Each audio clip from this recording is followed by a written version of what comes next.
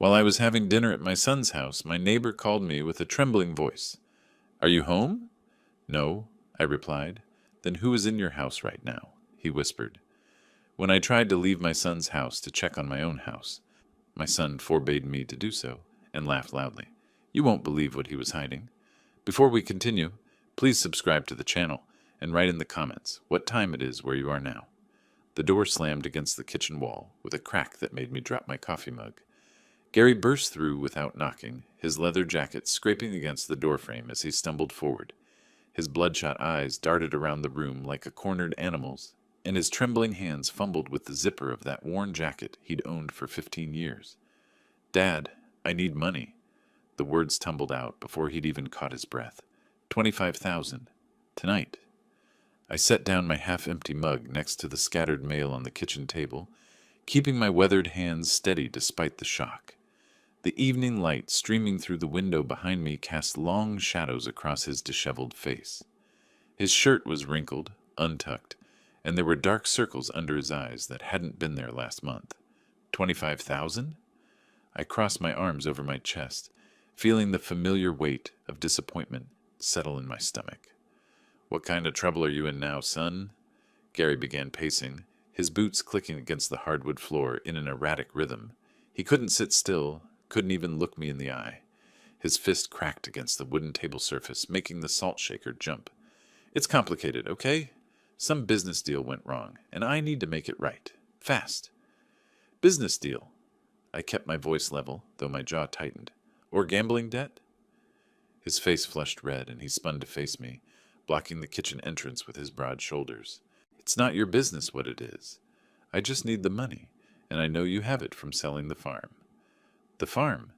3 generations of Porter's sweat and blood, sold last year to pay for my retirement.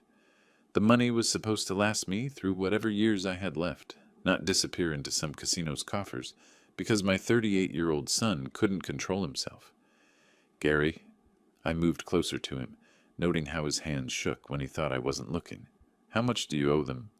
"Them?" His voice cracked on the word. "I don't know what you're talking about." "The people who have you this scared. The ones who sent you here at 8 o'clock on a Friday night, looking like you haven't slept in a week." He ran his fingers through his greasy hair, leaving it sticking up at odd angles. "Dad, please, you don't understand. These aren't the kind of people who wait around for payment plans."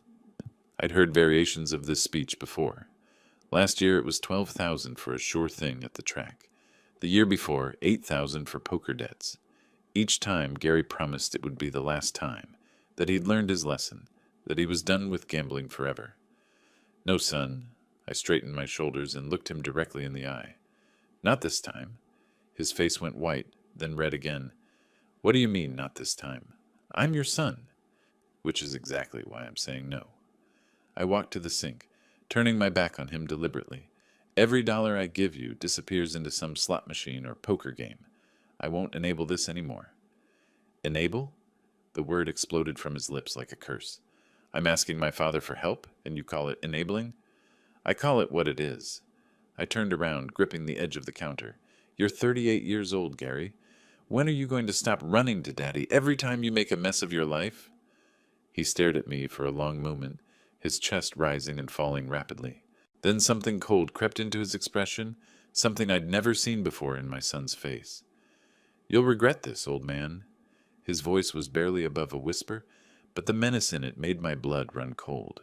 "You think you're so high and mighty, sitting on all that farm money while your own son is in trouble.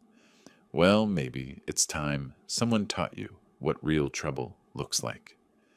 Before I could respond, he turned and stalked toward the door, his boots heavy against the floor. The screen door banged shut behind him, and through the window I watched him climb into his battered pickup truck. The engine roared to life with a sound that rattled the kitchen windows. I stood in the doorway, watching his taillights disappear down the gravel road that led back to town. The sudden silence felt oppressive, broken only by the distant hum of cicadas and the settling sounds of the old house around me. I spent the weekend avoiding the kitchen where Friday's confrontation had taken place, keeping myself busy with yard work and small repairs around the house. Every time I walked past that doorway, I could still hear Gary's voice. You'll regret this, old man. The threat echoed in my mind as I raked leaves and checked the fence line twice, trying not to think about the cold look in my son's eyes. Monday morning found me in my favorite armchair in the living room, nursing a cup of coffee that was growing cold on the side table. The old rotary phone on its wooden stand began ringing at exactly 10:15, its shrill tone cutting through the quiet house like a blade. "Hello? Dad?" Gary's voice sounded different, warmer, almost cheerful. The harsh edge from Friday night had been replaced by something that reminded me of the boy he used to be. "Hey, I wanted to call and apologize for the other night. I was way out of line." I paused, raising my eyebrows at no one in particular. In 38 years, Gary had never called to apologize for anything without being prompted. My grip on the phone receiver tightened. "Really? This is unexpected." I know."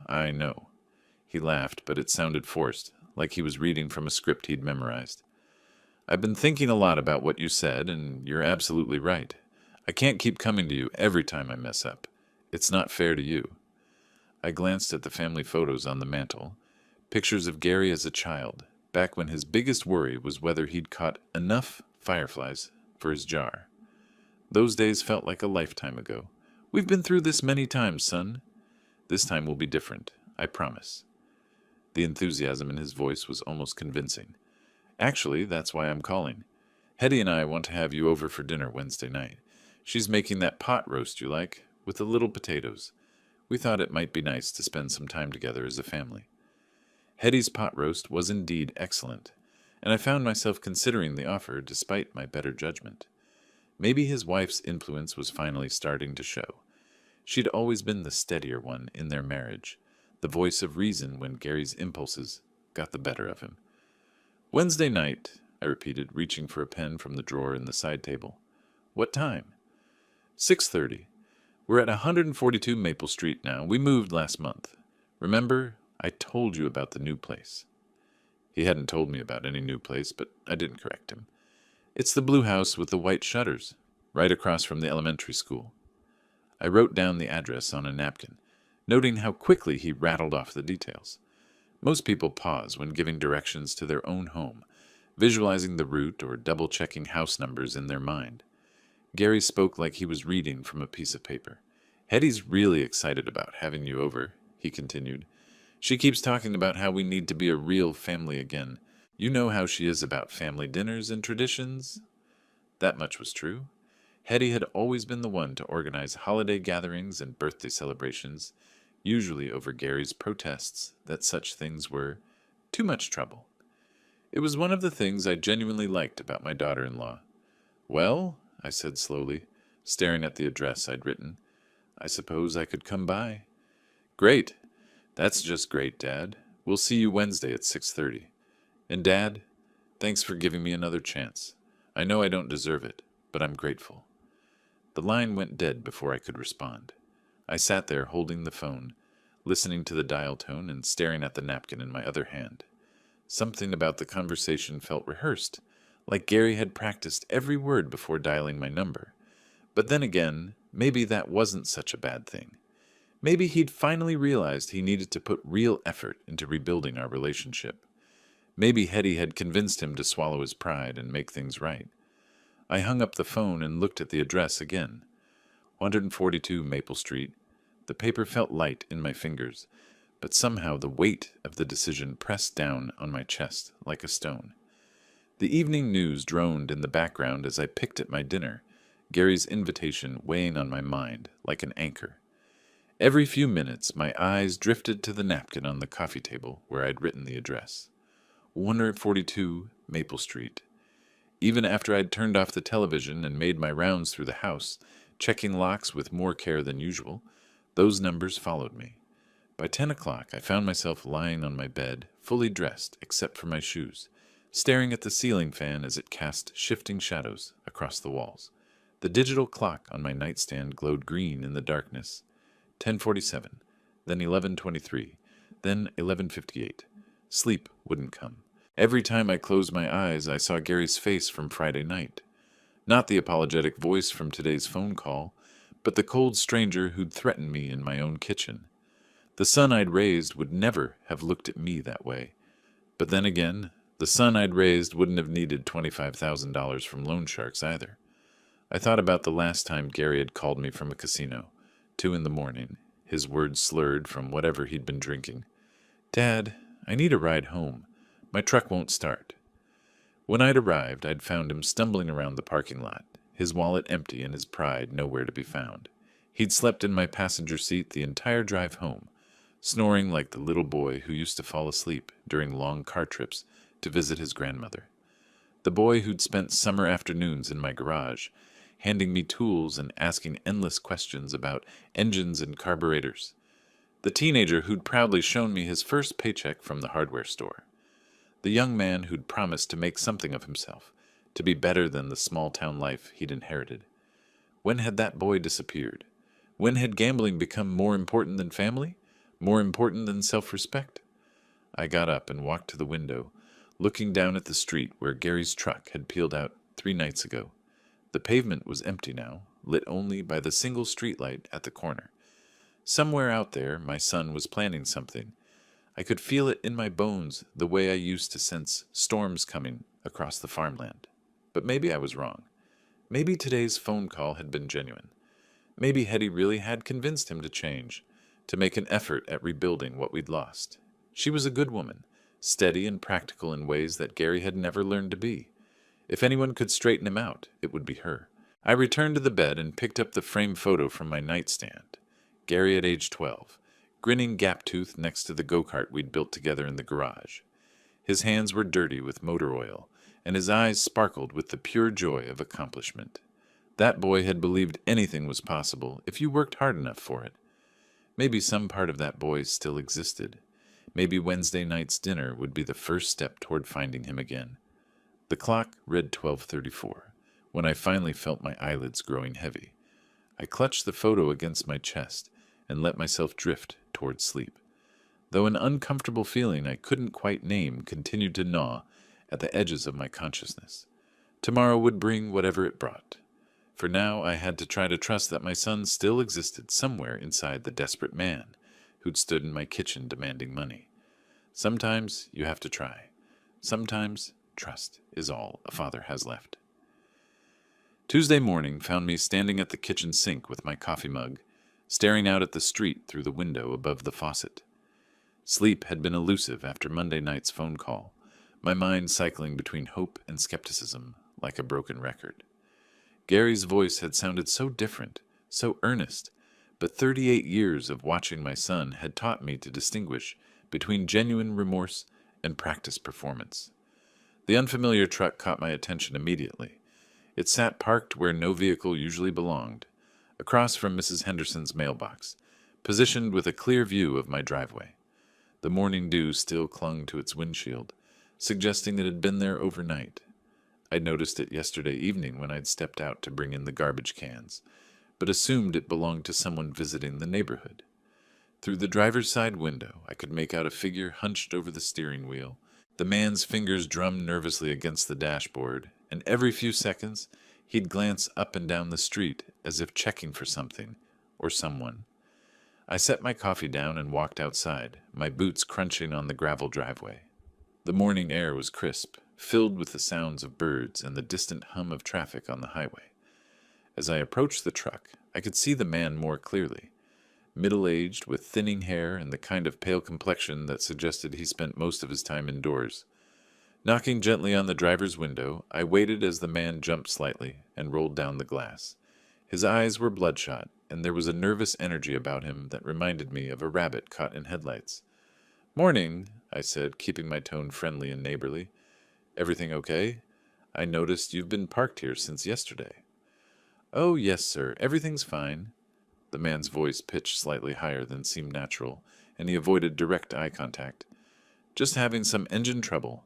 Waiting for it to cool down before I try starting her up again." I glanced at the truck's Virginia license plates, which struck me as odd for someone having car trouble in a Pennsylvania neighborhood. "Engine trouble? I've got some mechanical experience if you need a hand. Spent 40 years working on everything from farm equipment to pickup trucks." No, that's very kind of you, but I think it's more of an electrical issue. Or maybe the carburetor." He fumbled with his explanation, contradicting himself before the words were fully out of his mouth. I've got a buddy coming to take a look at it later. The tools visible in the truck bed suggested he might actually know something about automotive repair, but his nervous demeanor told a different story. I could see him gripping the steering wheel tighter as our conversation continued, knuckles white against the worn vinyl. Well, if you change your mind, I'm right across the street. Name's Wilbur Porter. I gestured toward my house, noting how his eyes followed the movement with intense interest. There's a good mechanic shop about 2 miles down Route 15 if your buddy can't make it out. That's real generous of you, Mr. Porter. Real generous. He seemed eager to end our conversation, already reaching for the window crank. I'm sure we'll get it sorted out soon enough. All right, then. I stepped back from the truck, but something about the entire interaction felt wrong. The man's explanation had been too detailed for someone with genuine car trouble, and his nervousness seemed disproportionate to a simple mechanical problem. You take care now. Walking back toward my house, I found myself looking over my shoulder at the truck one more time. The man had already rolled up his window and was back to drumming his fingers on the dashboard, occasionally glancing at my property with what looked like calculated interest rather than casual observation. I finished my coffee standing by the kitchen window, watching the truck and trying to shake the feeling that I'd just been lied to by a complete stranger. The license plate number stuck in my mind, JKL 4729, though I couldn't say exactly why I felt it might be important to remember. By noon, when I went out to check the mail, the truck was gone. Wednesday arrived with the kind of spring weather that made everything seem possible. I'd spent most of the day alternating between anticipation and apprehension, the truck incident from yesterday morning fading to a background concern as evening approached. Gary's dinner invitation had consumed my thoughts, and despite my reservations, I found myself genuinely hoping this might be the beginning of something better between us. At 5:30, I began preparing for the evening. My navy blue suit came out of the closet, slightly worn at the elbows but still dignified enough for a family dinner. I polished my leather shoes until they reflected the bedroom light, selected a conservative tie, and checked my wallet to ensure I had enough cash should the evening call for it. From my small wine collection in the basement, I chose a bottle of Cabernet that had been waiting for a special occasion. The mirror reflected a man trying to look his best for his son, and the sight both pleased and saddened me. How long had it been since we'd shared a meal without tension? How many years since Gary had invited me anywhere without needing something in return? Stepping outside at 6 o'clock, I nearly collided with Elmer Jenkins, who was watering the flower bed that bordered our properties. His weathered face broke into a smile when he saw my formal attire. Well now, don't you look sharp this evening, Wilbur? Special occasion? Gary invited me to dinner. I held up the wine bottle with what I hoped was casual confidence. First time in quite a while that we've done something like this. Elmer's expression softened with genuine warmth. That's wonderful news. Family's the most important thing we've got, especially at our age. I'm glad to hear you two are working things out. We'll see how it goes. I appreciated his optimism, even if I couldn't fully share it. You know how these things can be. I do indeed. He turned off his garden hose and leaned against the fence post. But sometimes all it takes is someone extending a hand first. Sounds like Gary's trying to do that. The drive to Gary's neighborhood took me through the familiar streets of Riverside, across the bridge that spanned the narrow river the town was named for.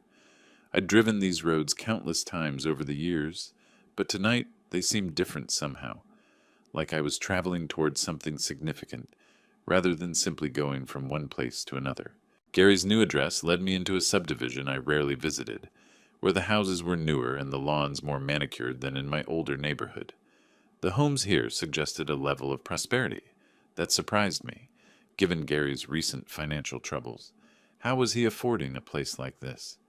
142 Maple Street turned out to be a blue house with white shutters, exactly as Gary had described.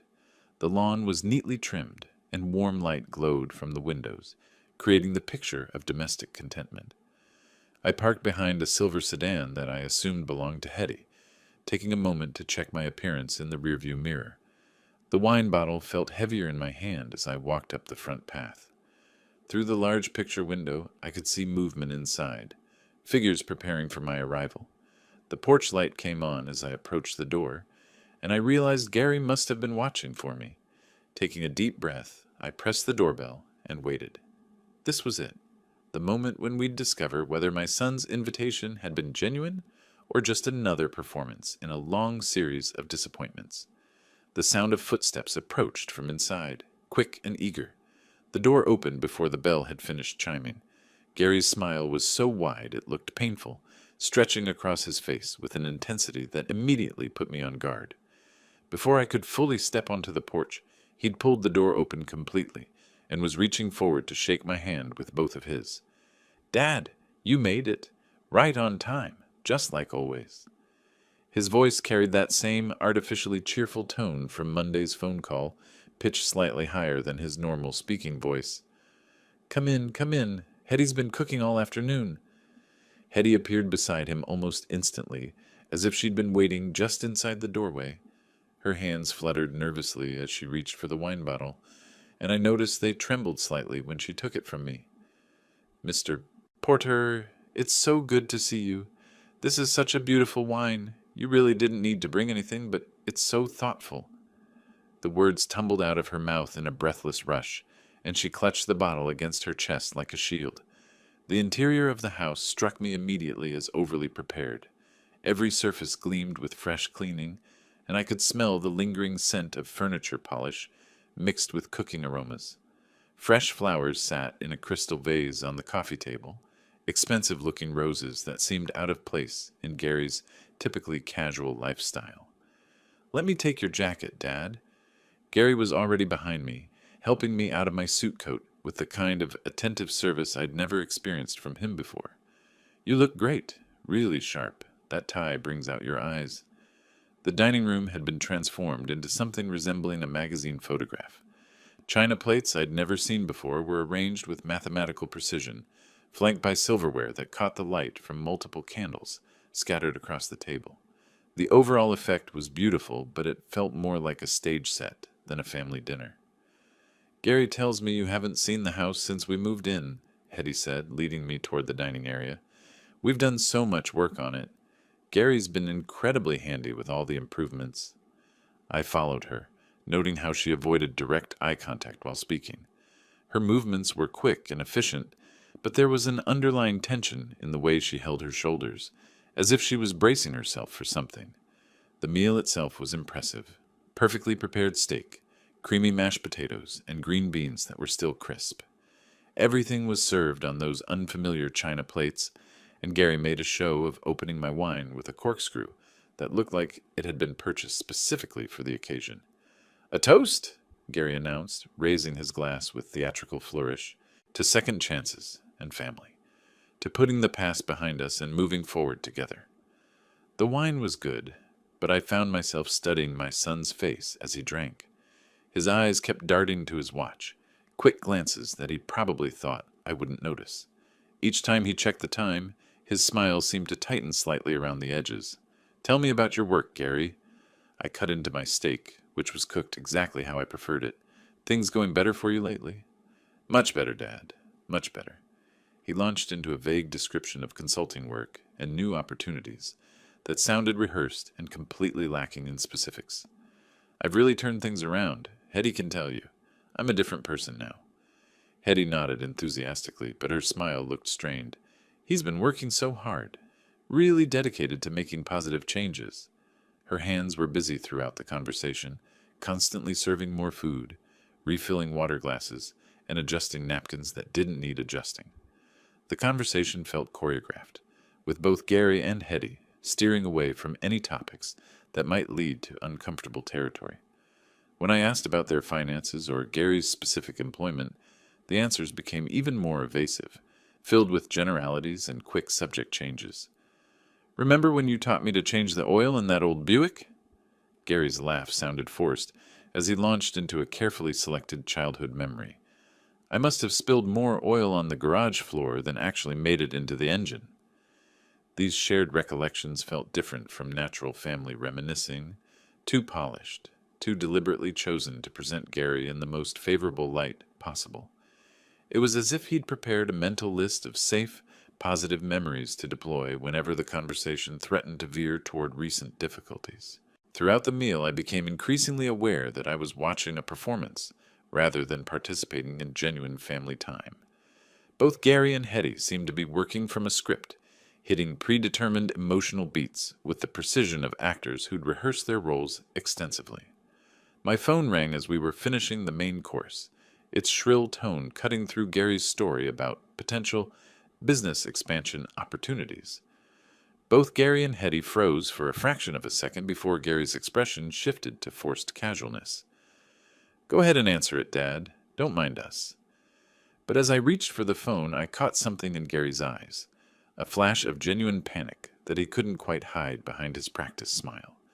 My phone's sharp ring sliced through the dinner conversation like a blade through silk. Gary's fork paused midway to his mouth, and Hetty's hands froze while reaching for the wine bottle. The sudden silence felt heavy, broken only by the continued ringing that seemed louder with each pulse. "Sorry, let me just check who this is." I reached into my jacket pocket, feeling the vibration against my fingers. The caller ID showed Elmer Jenkins, and I felt a small surge of warmth seeing my neighbor's name. "Go ahead and answer it, Dad. Don't mind us." Gary's voice carried that same artificial cheerfulness from earlier, but I caught something else underneath, a tightness that hadn't been there moments before. "Elmer, what can I do for you?" I stepped slightly away from the table, phone pressed to my ear, trying to maintain dinner etiquette while Gary and Hetty watched with expressions that seemed too carefully composed.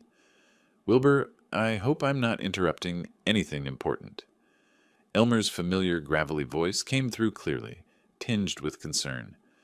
"I was just wondering, are you home tonight? I thought I saw your car in the driveway earlier, but now I'm not so sure." "No, I'm actually at Gary's place for dinner." "Why? Is everything okay?" The words felt strange in my mouth, and I noticed Gary gripping his wine glass tighter, knuckles whitening against the crystal. There was a pause on Elmer's end, and when he spoke again, his voice carried a note of alarm that made my stomach clench. "Wilbur, there are lights moving around inside your house. Not normal lights. Flashlight beams, like someone's searching through rooms. I've been watching for about 10 minutes now." The fork slipped from Gary's fingers, clattering against his plate with a sound that seemed to echo through the suddenly quiet dining room. Hetty's face had gone pale, and she was clutching the wine bottle like an anchor. "What do you mean, lights moving around?" My voice sounded distant to my own ears, as if someone else was speaking the words. "Are you certain?" "Dead certain. I was out checking my mailbox when I noticed them. First in your living room, then the kitchen. Now they're upstairs. Whoever it is, they're being systematic about it. Should I call the police?" The room around me seemed to tilt slightly, and I felt my free hand instinctively reach for my car keys in my pocket. "Yes, call the police. I'm coming home right now." "Be careful, Wilbur. I don't know if they're still inside or not. I'll keep watching from my window until you get here." I ended the call and looked up to find Gary and Hetty staring at me with expressions that would have been comical under different circumstances. Gary's mouth hung slightly open, and Hetty was still holding dishes she'd been clearing, frozen like a statue. "Someone's in my house," I announced, already moving toward where I'd left my jacket. "I need to get home right now." Gary's response came too quickly, his laughter pitched too high and too loud for the small dining room. "Oh, come on, Dad. Old Elmer's probably just seeing tree shadows or something. You know how he gets. Always thinking he's still on guard duty from his army days." The dismissive tone in my son's voice struck me wrong, especially coming so fast after Elmer's worried call. I paused in putting on my jacket, studying Gary's face in the flickering candlelight. His smile looked strained, and there was something desperate in his eyes. "Elmer's not confused, Gary. He knows the difference between shadows and flashlight beams moving through a house." I pulled my jacket on fully, checking that my keys were secure. "Someone's robbing my home while I'm sitting here eating dinner. Dad, please." Hetty's voice was barely above a whisper, and her hands were trembling as she set down the dishes she'd been holding. Maybe there's some explanation." But I was already moving toward the front door, my mind racing with thoughts of what might be happening to my belongings, my memories, everything I'd worked for over the years. The timing felt wrong, too convenient, but I pushed that thought aside in favor of getting home to assess the situation. Gary rose from his chair so quickly it nearly toppled backward, his face shifting from fake concern to something that looked almost like panic. Gary's movement to block my path was swift but clumsy, his desperation finally breaking through the careful facade he'd maintained all evening. His hands came up in what might have been meant as a casual gesture, but his body language screamed panic. "Whoa, hold on there, Dad. You're getting all worked up over nothing." His laughter rang false in the small space, echoing off the walls with an edge of hysteria. "Elmer's 72 years old. The man probably can't see his own hand in front of his face at night." I stopped moving toward the door, not because Gary's words made sense, but because something in his tone reminded me of the boy who used to lie about broken windows and missing cookies. The same overeager explanations, the same desperate need to be believed, despite obvious evidence to the contrary.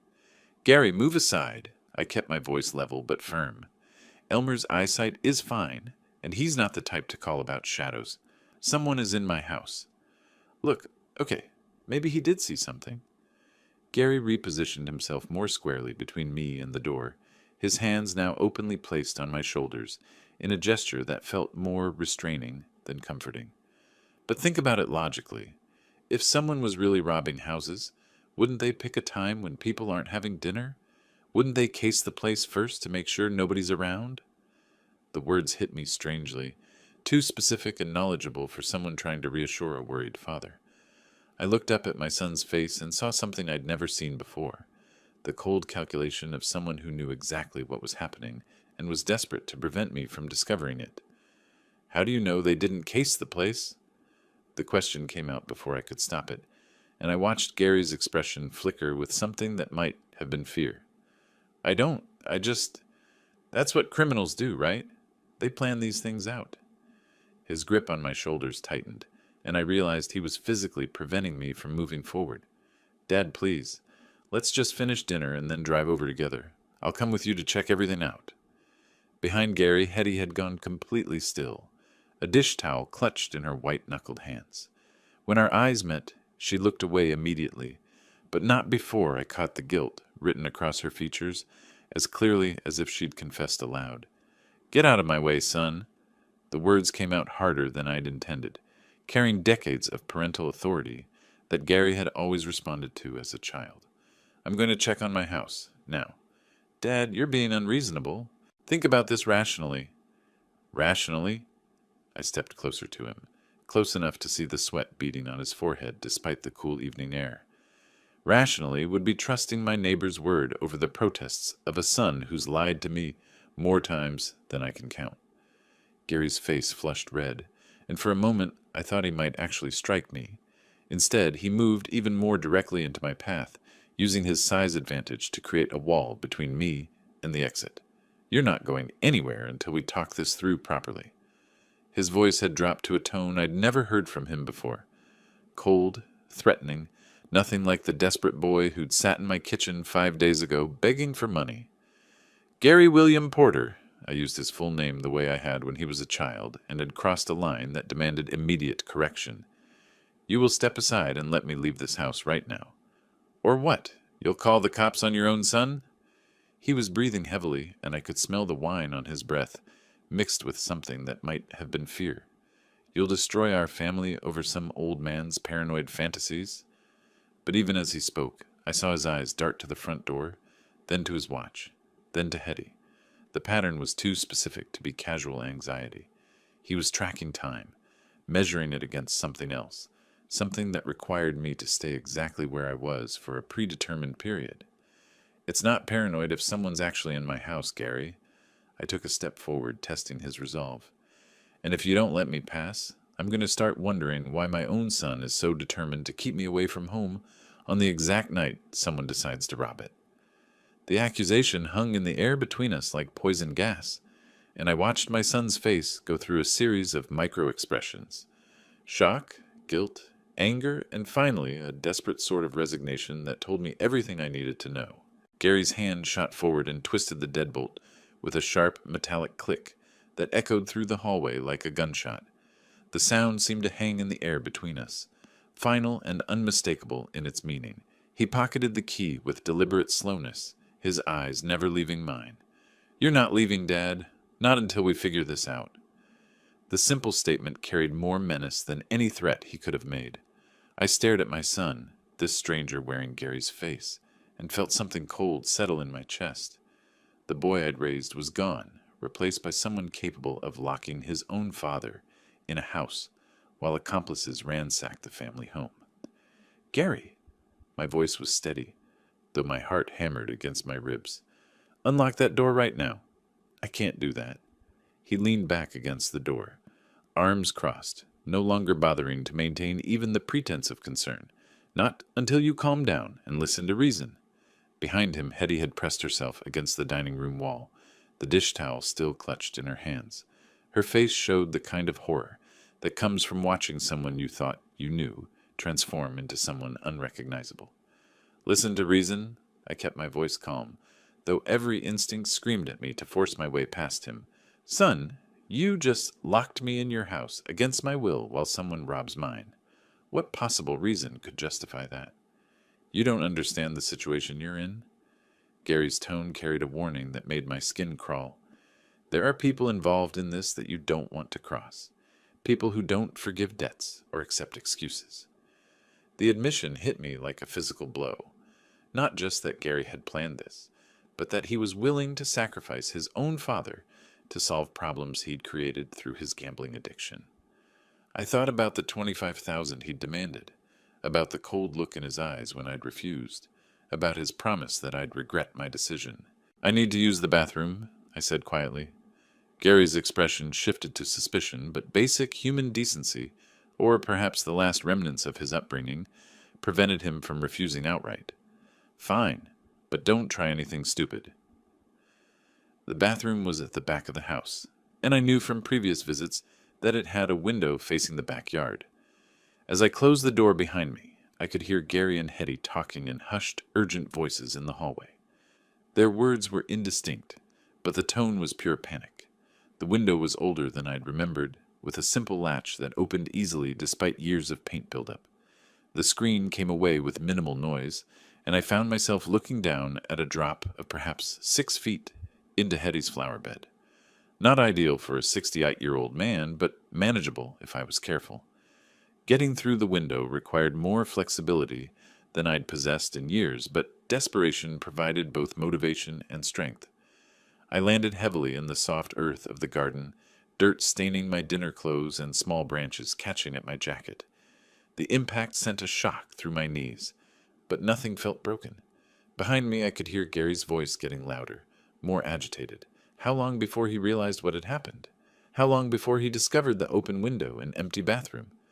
My car sat in the driveway where I'd left it, keys still in my jacket pocket.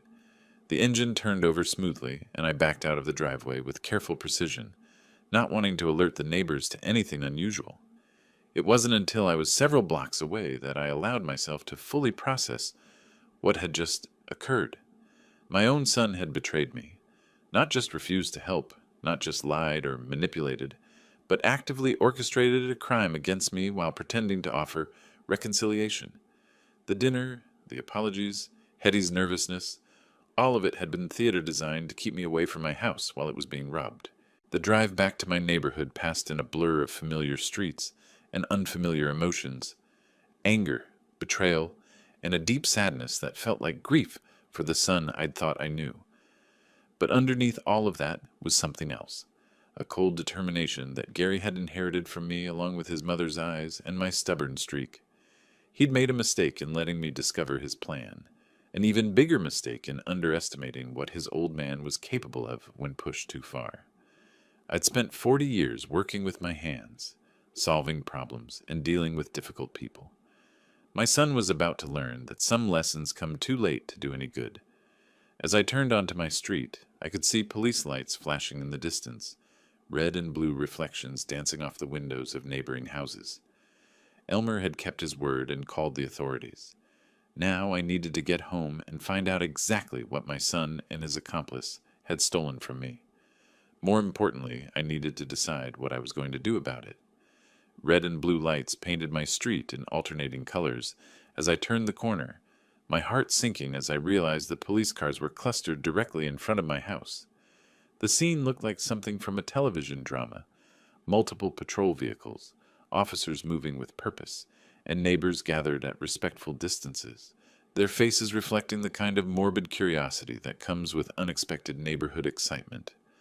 I parked quickly behind the last police car and hurried toward my front door, where Officer Ted Miller was coordinating what appeared to be the tail end of an investigation.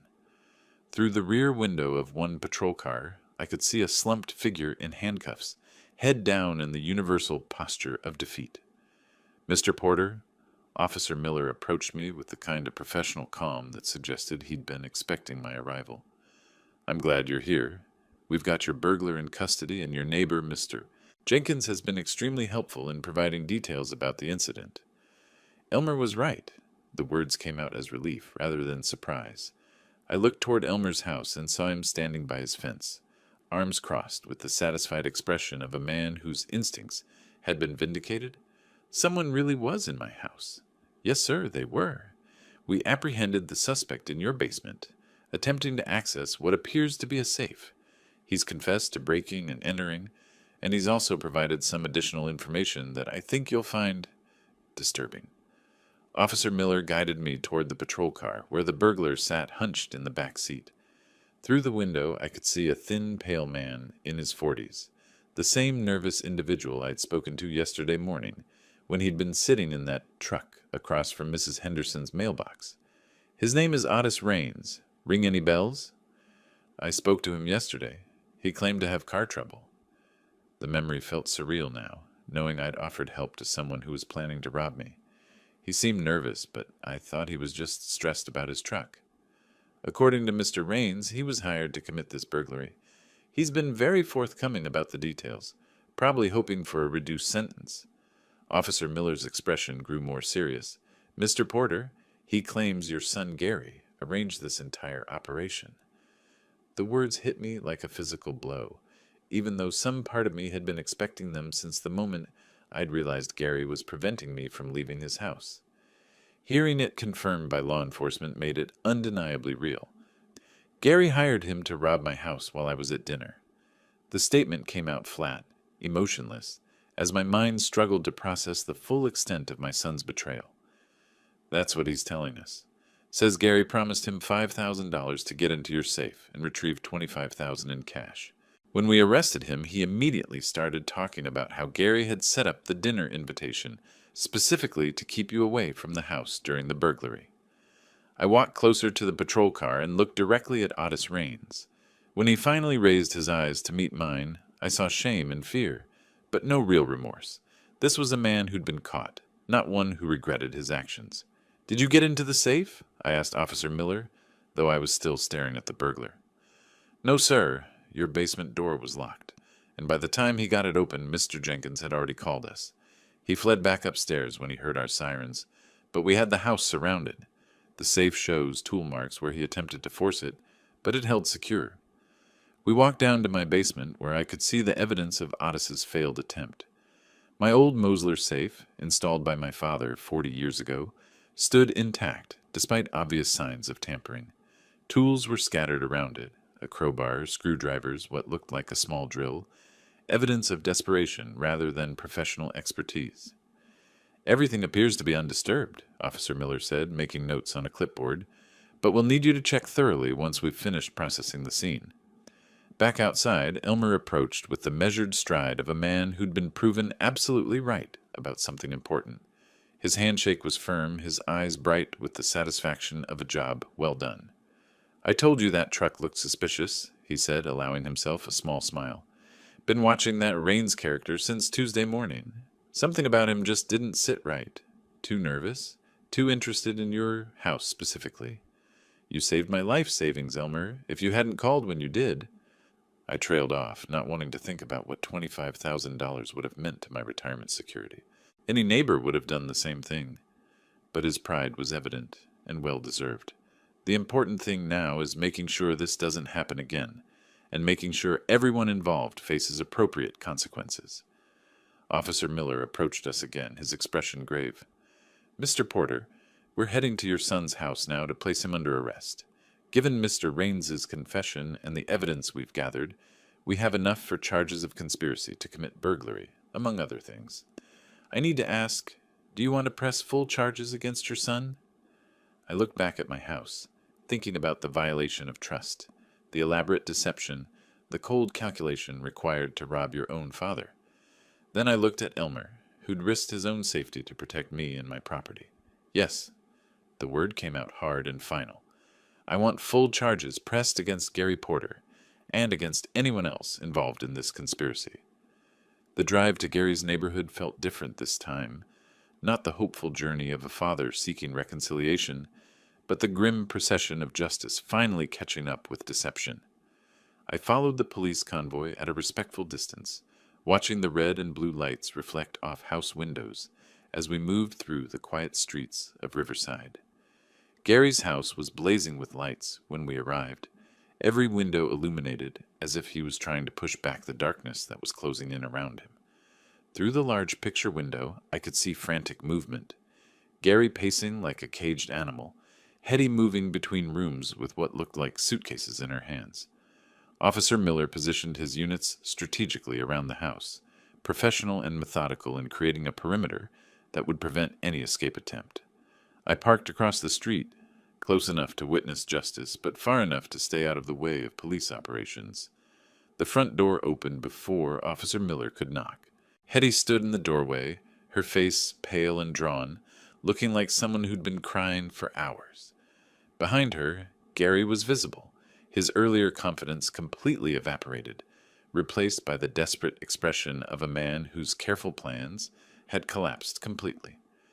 "Mrs. Porter, we have a warrant for your husband's arrest." Officer Miller's voice carried easily across the quiet street, professional but firm. "Is Gary Porter inside?" "He's here." Hetty's voice was barely audible, but she stepped aside to allow the officer's entry. "He's been expecting you." Gary appeared in the doorway, no longer the manipulative son who'd tried to charm me into compliance just hours earlier. His shirt was rumpled, his hair disheveled, and his hands shook visibly as Officer Miller began reading his rights. "You have the right to remain silent. Anything you say can and will be used against you in a court of law." "This is ridiculous." Gary's voice cracked as the handcuffs clicked into place. "You're destroying a family over some old man's paranoid fantasies. My father doesn't know what he's talking about."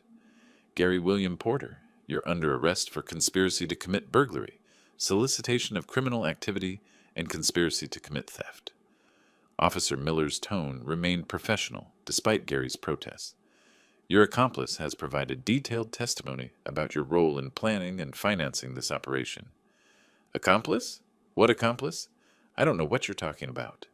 But even as Gary denied everything, his eyes darted toward the patrol cars, and I knew he was looking for Otis Raines, hoping against hope that his hired burglar hadn't betrayed him.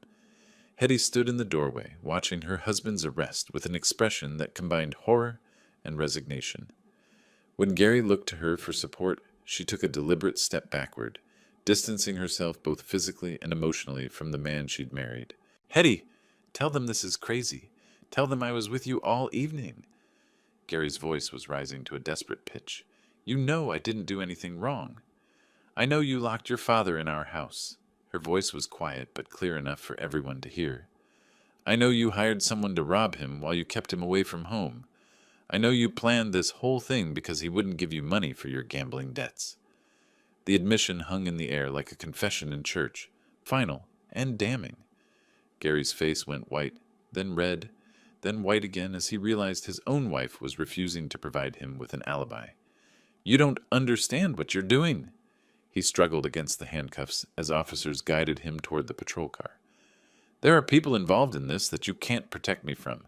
If I can't pay them back, they'll—" "Then you should have thought of that before you tried to steal from your own father," Hetty interrupted, her voice gaining strength, "before you turned our marriage into part of your criminal schemes." As Gary was placed in the back of the patrol car, I could see him through the window, still talking desperately to anyone who would listen, still trying to manipulate his way out of consequences he'd brought entirely upon himself. But the door closed on his protests, and suddenly the street was quiet again except for the radio chatter of police communications. Officer Miller approached my car as the convoy prepared to leave.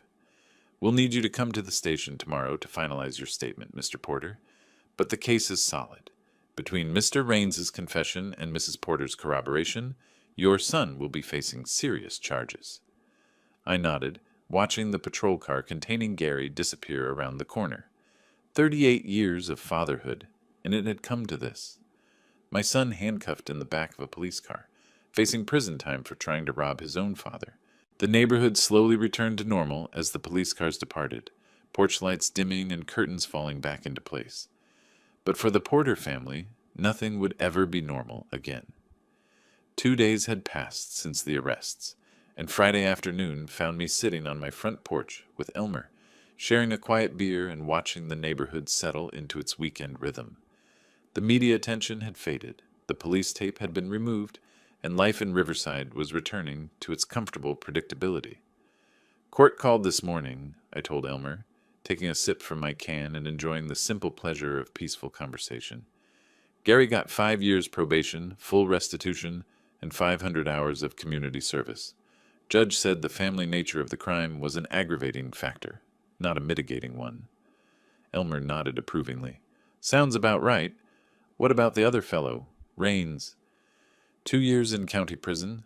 Judge wasn't as lenient with him, being a repeat offender and all.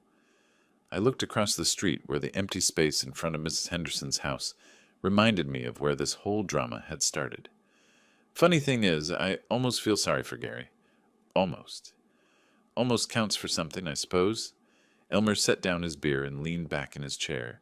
Shows you're still his father, even after everything that happened.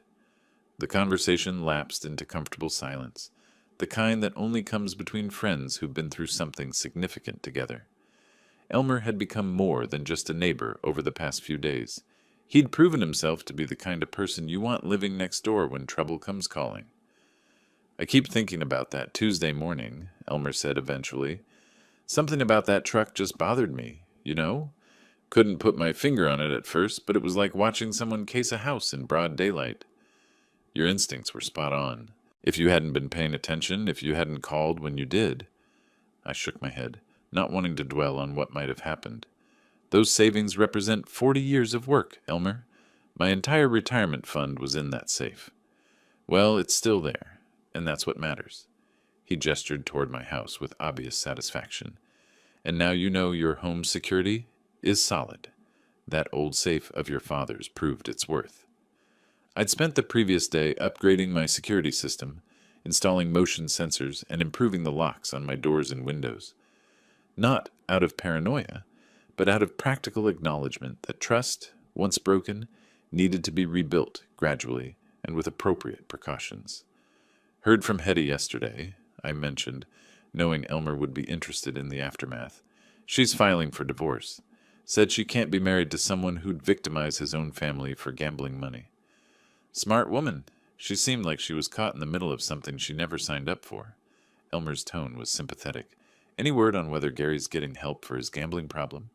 Court-mandated counseling is part of his probation. Whether it takes or not? I shrugged, trying to balance hope with realism. I suppose that's up to him now. I can't fix him, and I can't keep enabling him by bailing him out of trouble. The afternoon sun was warm on my face, and for the first time in days I felt truly relaxed.